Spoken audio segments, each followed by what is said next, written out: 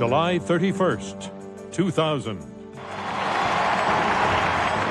The Republicans launched their convention heralding inclusion and unity. We have much more work to do and a long way to go to bring the promise of America to every single American. There's the new mass media.com, cable, online, competing with the old. This process, I think will be changed by the internet. It lets everyone at their own screen experience it themselves. They may take away their own message. Diminishing TV coverage converges with the exploding internet presence. You really have lost sort of the public square in America, and I don't think any amount of internet connections can make up for that, at least not right now. Tonight, the GOP meets the new media in Philadelphia.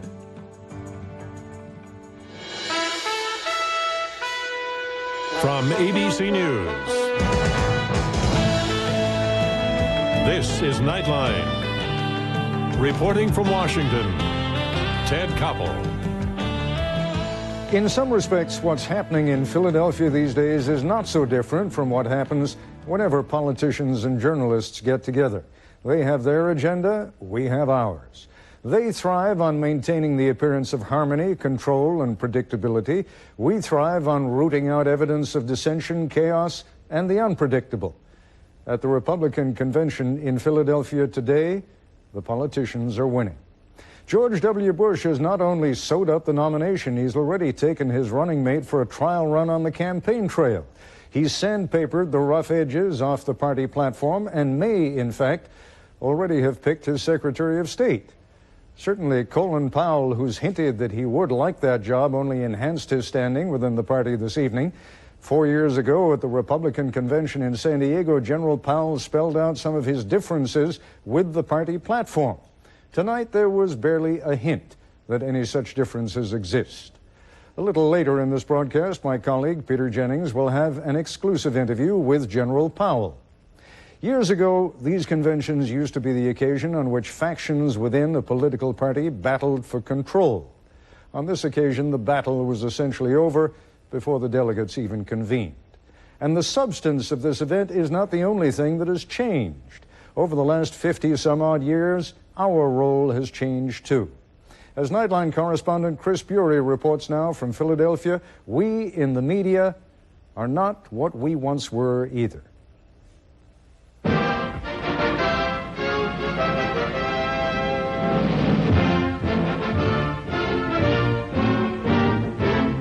In 1948, at the Republican convention here in Philadelphia, television was the tentative new kid on a media block then dominated by newsreels, newspapers, and radio. I congratulate Governor Dewey on his nomination. For the very first time, the speeches and the silliness of a political convention were broadcast live to 9 cities. From that moment, when Thomas E. Dewey beat back 4 challengers, television and the conventions became joined at the hip. But that is beginning to change. The Cybernook guys, they can give you all the real technical stuff. We're in now webcast-driven era. 52 years later, another new kid has arrived to cover a very different kind of convention. These extravaganzas have long evolved from choosing the candidates to selling them, but now it's the internet players who are nudging the networks. In 1948, television was in its infancy, and it was a great, bold experiment to try to actually carry this into American living rooms. Well, now you have the exploding technology of the internet doing what television used to do, which is covering it with enthusiasm, trying to find new ways and new technologies to carry the message of Philadelphia and later Los Angeles to people who are interested. 52 years ago, the last time the Republicans visited this city, there was something lurking over the convention. David Borman, a former television news producer, now runs the Pseudo online network, one of more than 50 internet companies cutting their teeth on politics. Like television in 1948, the internet players are strutting their technology as much as they are covering the convention. If you look over the convention hall right now, there's something new lurking. Little corner of the hall, Pseudo AOL. The internet is hovering over this convention. It's a little wedge into the future. I don't think this replaces Dan or Tom or Peter or Ted. I think what this does is add in a whole other set of experiences. You two guys come with me right now. I want to show The you. old media, of course, are now increasingly part of the new media, too. The newspapers and the broadcast networks are polishing their online outlets here in Philadelphia. Sam Donaldson anchors a daily ABCNews.com show from the convention. We get emails from all over the world, so the reach is just tremendous. I say only half facetiously. There are 6.5 billion people in this world, and eventually I'm going to get every one of them.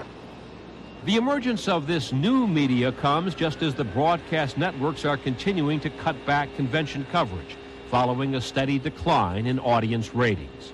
The convention has changed in nature. There's no suspense. We know who the nominee is.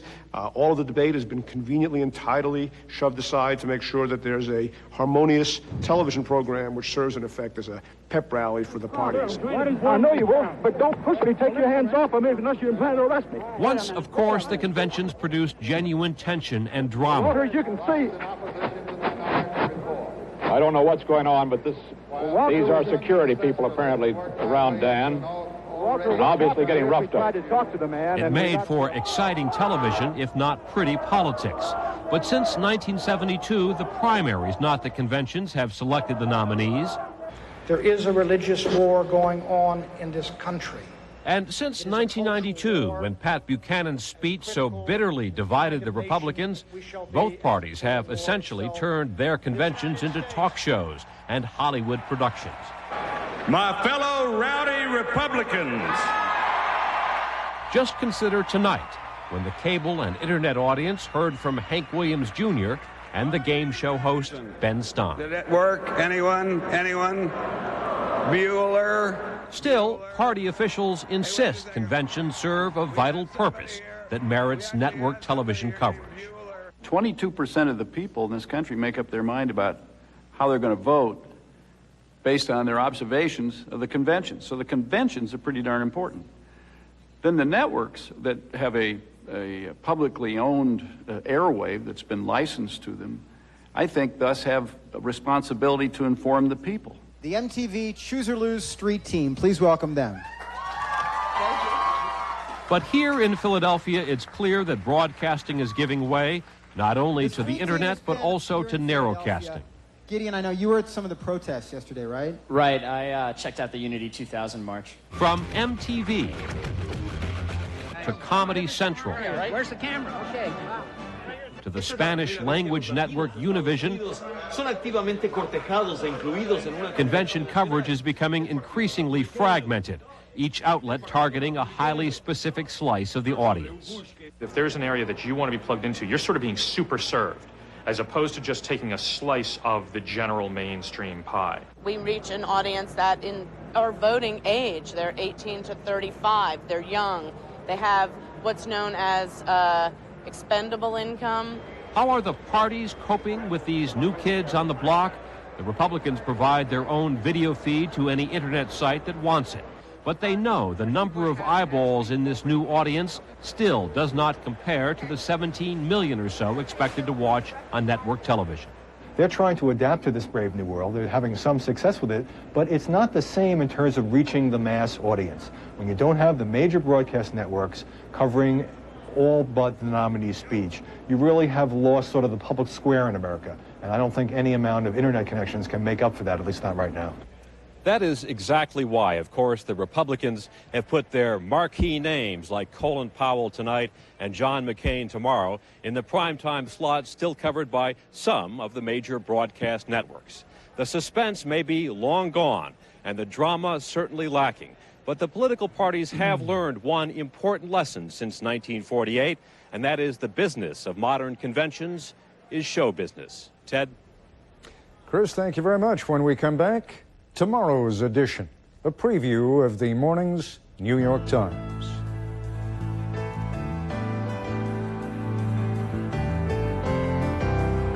This is ABC News Nightline, brought to you by Fidelity Investments.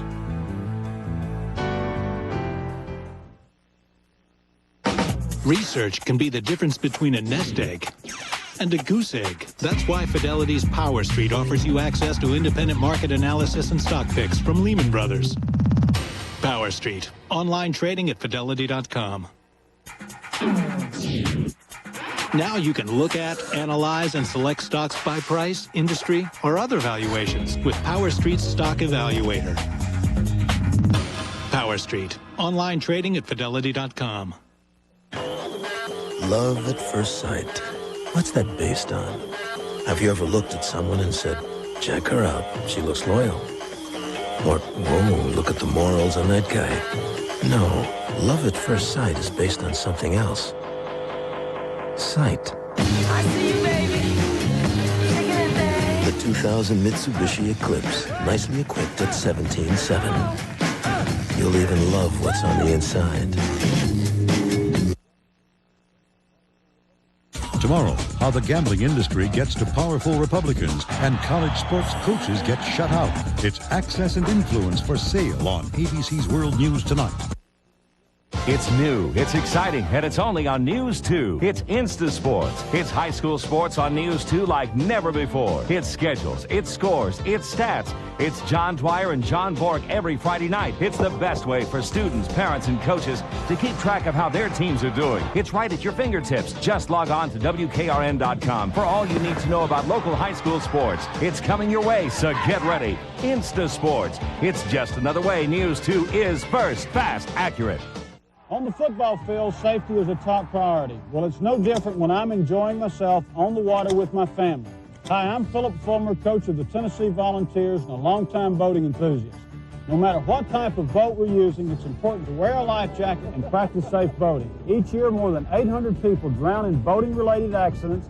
9 out of 10 drowning victims are not wearing a life jacket. When you're on the water, always remember to wear your life jacket and boat smart from the start. Let's all volunteer for boating safety. Throughout our coverage of this convention and the upcoming Democratic convention in Los Angeles, we'll be introducing a new segment in which senior correspondents from the New York Times will give Nightline viewers an early look at front-page political stories in tomorrow's edition. Joining me tonight, Washington Bureau Chief Michael Oreskes and Chief Correspondent R.W. Apple. Mike, what are we going to see reflected on the front page of the Times tomorrow? Any news at all? Well, of course, the Bush camp has done a very successful job, as you hinted earlier in the broadcast, of creating a news-free environment here in Philadelphia. No hair is out of place. It's all very neat and tidy, and their simple messages are what they want to focus on. One of the things we've done in tomorrow's paper to try to break through that a little bit is we've twinned two stories at the top of the front page. One of them looks at the festivities here in the hall, General Powell's speech, Laura Bush's quite good performance here this evening. And the other one, right across the top of the front page, looks at the platform that the Republican Party adopted, the real substance of the party, and the juxtaposition between those two, the very moderate, neatly burnished image of the party as presented on primetime TV tonight, and the somewhat more hard-edged platform where, for example, abortion rights are rejected and a number of other tough, very conservative positions are taken. And George Bush has done a bit of a Texas two-step to make sure that both get across. And we've tried to present both. And in between, straddling them all, will be R.W. Apple with his news analysis on the history of political conventions. Johnny Apple, you look at what you see here now, and what you see reflected, you posit, is possibly a function of a country that is doing well, an economy that is doing well, and therefore you don't see a lot of anger, hostility, or hard-edged issues being debated. Well, you think that's forever? No, I don't think it's necessarily forever. A good swinging depression would change a lot of that. But at the moment, or a war would change a lot of that. But at the moment, the polls and the focus groups tell the politicians that Americans are not interested in partisan debate, in conflict, in the stuff of politics. That has led them to just wipe that sort of conflict out. They believe that times have changed since 1948. In 1948, you'll recall, Harry Truman was nominated by a convention that split wide open. Hubert Humphrey made his famous declaration about civil rights, carried the convention with him. A lot of the Southerners walked out and started the Dixiecrat Party, which nominated Strom Thurmond, of all people, for president. Michael Reskies, let me come back to you for a moment and talk to you about something else that I know is going to be reflected on the front page of the Times tomorrow, and that's what's going on behind the scenes with a hell of a lot of fundraising. Fundraising for what and by whom? Ted, it's quite right that political conventions no longer do what they used to do, which is nominate candidates for president, but they do a lot of other big political work, and one of the big things happening at this convention, and again will happen in Los Angeles for the Democrats, is fundraising, big time, lots of money, millions of dollars being gathered by candidates from Bush himself to candidates for House and Senate, for local offices around the country. And one interesting phenomenon is that the Bush camp has really given virtually no time in prime time to House and Senate candidates, despite the very tough battles for control of both the House of Representatives and the Senate. But offstage, those House and Senate candidates are busy raising money and doing lots of politics. For example, one interesting fight going on is between two Republicans, Michael Oxley and Billy Tozan, two members of the House Commerce Committee, both of whom would like to be chairman of the House Commerce Committee in the next Congress. They're both holding major fundraisers here this week, one tonight, another tomorrow night. And what they're going to do with that money is give it to other members of the House of Representatives, hoping to curry favor with them and hoping they will then vote in the new Congress to make them chairman. Johnny, in the minute or so that we have left, is it your impression that this sense of togetherness, of oneness, is going to survive the campaign? Oh, I don't think so at all. But I think it's important, even before we leave here, to remember two things. First, for all of their belief that this is what the American public wants, they say that over and over again, they need to explain in that case two things. Conventions full of harmony don't get watched on television. Ratings go down.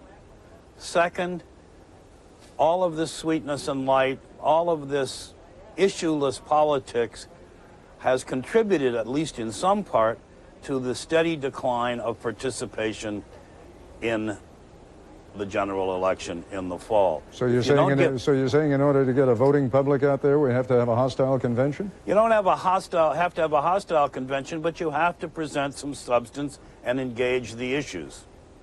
As they say, time will tell. Gentlemen, I hope to see you or some of your colleagues again tomorrow night. Many thanks to you. Cheers. In a moment, an interview my colleague Peter Jennings just conducted with tonight's featured speaker, General Colin Powell.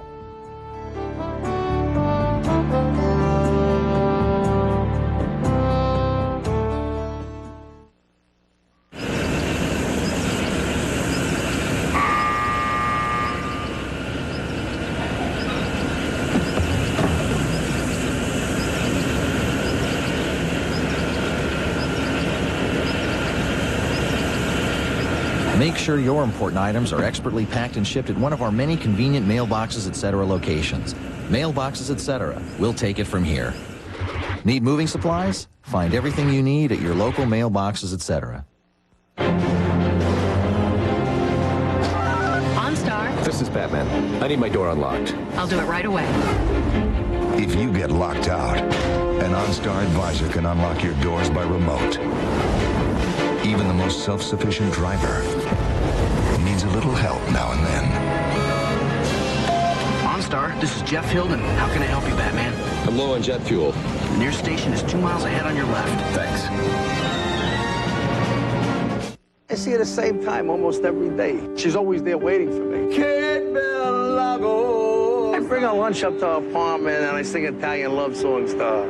Philip Morris provides grants to Meals on Wheels programs so that thousands of seniors can have a hot meal and a visitor. Philip Morris and Meals on Wheels are fighting more than just hunger among the elderly. We're fighting loneliness. Working to make a difference. The people of Philip Morris. That new boss is from another planet. Totally spaced out at that meeting. Hey, what's that on your desk? ABCnews.com. Ready when you are. For years, Saddle Up has helped challenged children grow and develop through fun therapy with horses. Seeing children with disabilities ride is an unforgettable experience. They sit taller, smile more, move beyond the confines of their disabilities into new worlds. You can help these special riders by volunteering or by contributing funds for a Saddle Up partnership. Call 794-1150 for all details and support the programs of Saddle Up, where all children are equal in the saddle. What's the only thing better than seeing a Titans win at Adelphia? How about seeing one on the road? News 2 and the Titans agree, so we're sending you there. Your chance to win is in your brand new Titans on 2 Mailer. You'll also find valuable coupons, fascinating articles, a list of fun-filled Middle Tennessee events, and a Titans schedule. Plus, be sure to look for your entry form to win a trip to see a Titans road game. Your Titans on 2 Mailer should arrive soon, or go to any area Middle Tennessee Texaco Express Loop. Your Titans on 2 Mailer from the Tennessee Titans and News 2.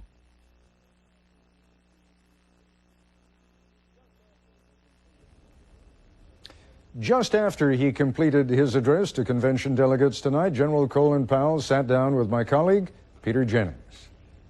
This is the second convention in a row in which you've been given such a prominent position to speak, and for the second time in a row you've felt the need to chastise your party. Why is that?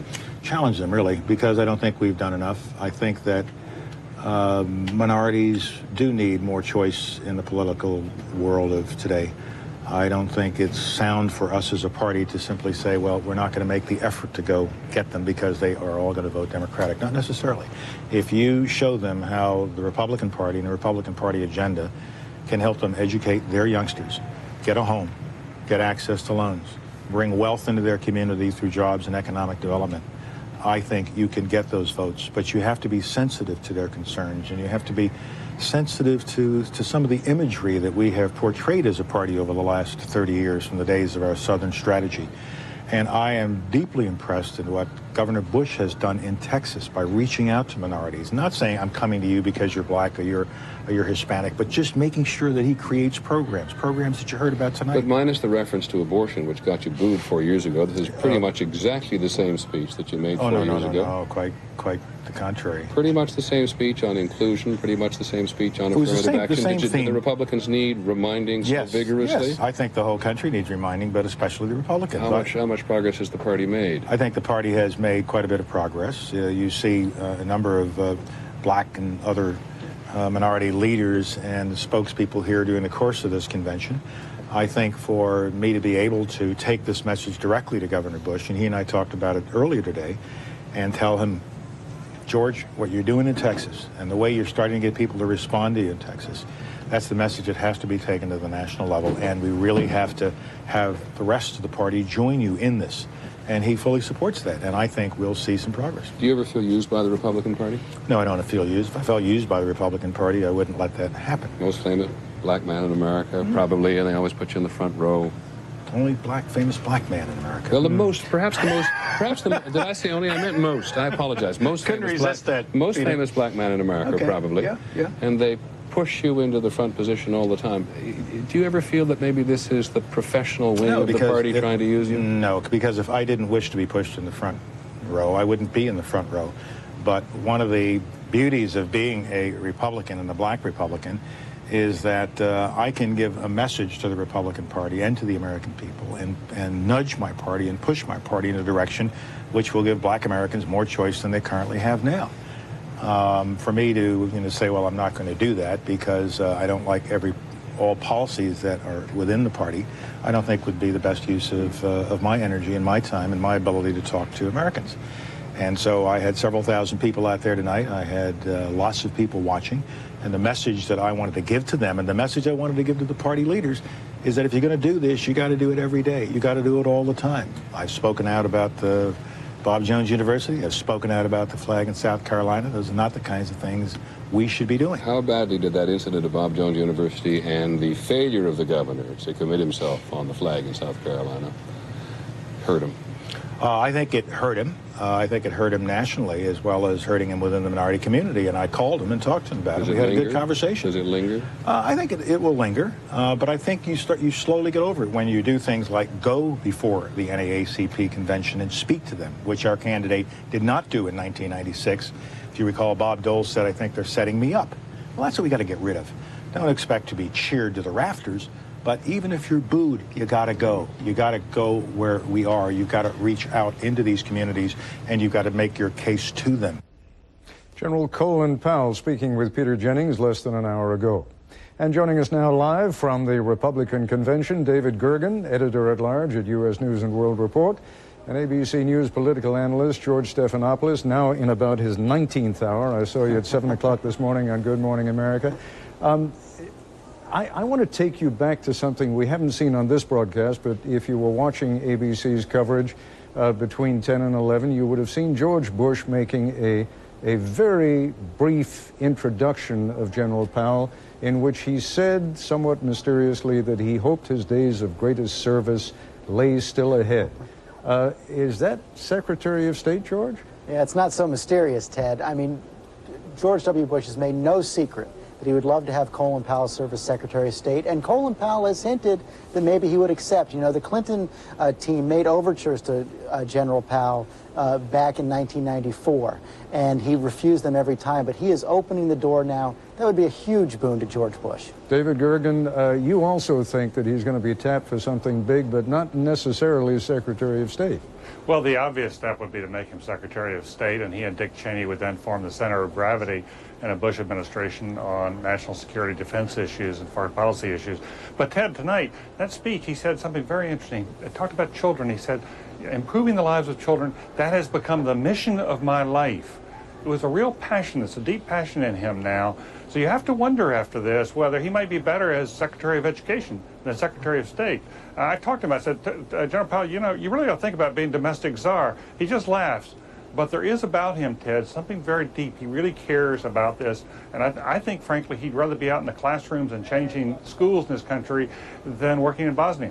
If some political Rip Van Winkle had awakened tonight and someone had plopped him in front of the television set and had not told him or her whose political convention that was, George, you think they might have been a little confused? Oh, I would guess so, Ted. You know, that before the warm-up acts for the speeches tonight were a rhythm and blues break dancer, a club band from the East Village, and a gospel choir from South Philly. That is not your average Republican convention. It could have been Chicago 1996, the Democrats. All right. We still have Laura Bush to talk about, and we have to talk about whether the Republicans really mean it. Is this something that they're just doing for the convention, or is it something that they're going to take to the heart of the party itself? More with David Gergen and George Stephanopoulos in a moment.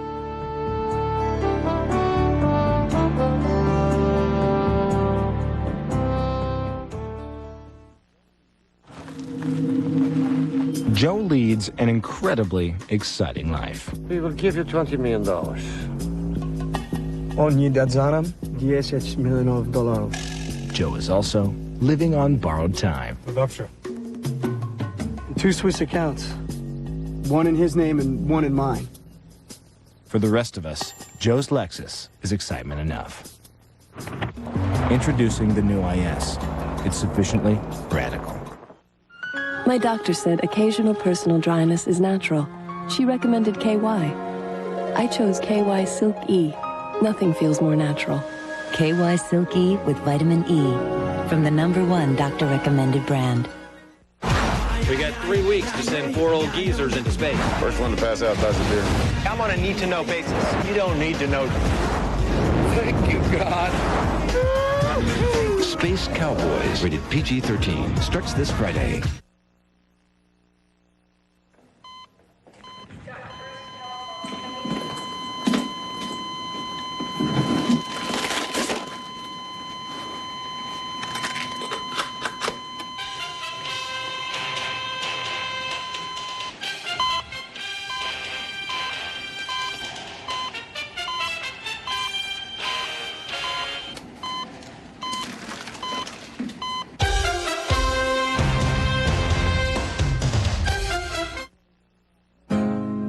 She seemed really depressed. She seemed so isolated. She said she was never born. And so I knew he had depression, but I didn't know it was that far. He said something to me about killing himself. I didn't know what to do because I kind of thought, oh, he's going to be mad at me. Tell somebody, tell an adult, counselor, parent, It would whatever. have been horrible for me if she never talked to me again, but I'd live with it because I know she'd be alive. Definitely worth getting help, even if you think you're going to lose a friendship, because it's better to lose the friendship than the actual friend. Professional hockey can be a rough sport, but the sports our kids play can be rough too. Each year, nearly 1 million children end up in emergency rooms with injuries that could have been prevented. That's why I'm teaming up with the National Safe Kids campaign to help you get free information. Tips about keeping your kids safe while they play sports like basketball, soccer, and softball. The National Safe Kids campaign. Together, we're helping keep kids safe. Back with David Gergen and George Stephanopoulos, and oh, what a picture of moderation and inclusion we have seen tonight. Do you buy it, David? Wow. Somebody walked out of that convention tonight, head shaking, came up to me and said, I just went to a party of cross-dressers. So I guess it's easy to be cynical. And of course, the people in the hall are much more conservative than the rhetoric we heard tonight. The New York Times survey found that 1 out of 5 people in the hall is a millionaire. 1 out of 5 belongs to the National Rifle Association. But Ted, even so, there was a black fellow came out of that hall tonight, a delegate, who had his eyes were moist. He'd never had a night like this in Republican politics. And I think for an awful lot of people who have felt left out, this was a very, very important evening. It gave them hope that George W. Bush does represent a new voice in the Republican Party, and I think there are an awful lot of people who have been looking for that, and they will find this very, very appealing. I think it was a very splendid night for Republicans. But are those the speeches, George, that we're going to be hearing between now and the beginning of November? And if so, even will the speeches be enough to convince African Americans, to convince other minorities, to convince women that this is now possibly their party, too? It doesn't have to convince African Americans and Hispanics that this is their party. He doesn't have to get a lot of that vote. He just has to cut into a little bit. What this was all about, what the speeches are about, are reaching out to these suburban voters and not scaring them, letting them know that he's inclusive. And I think that this will go a long way to helping with that. Is this in fact the end of substantive conventions, or, as Johnny Apple suggested earlier on, and let's hope it doesn't take something as drastic as a depression or a war, but if things turn sour, are we likely to see ever again substantive conventions? Well, it's hard to know. You'd have to have a primary challenge, which kind of upset the incumbent in a way that brought a real contest to the convention. You can't see that right now. I guess I'm not as cynical, though, about the conventions. I think conventions have essentially become the platforms of the parties, and that the voters then hold the parties accountable for the message they send out at the conventions. When Bill Clinton moved away from his New Democrat message that he sent at his conventions, he was punished for it. David, we've got about 45 seconds left. Just a word or two, if you would, on Laura Bush. Yeah, I think that she will go away from here as the new, fresh face of the Republican Party. It was a very, very warm, down-to-earth speech in which I think she was much more successful than anybody might have hoped. She accomplished 2 important goals tonight.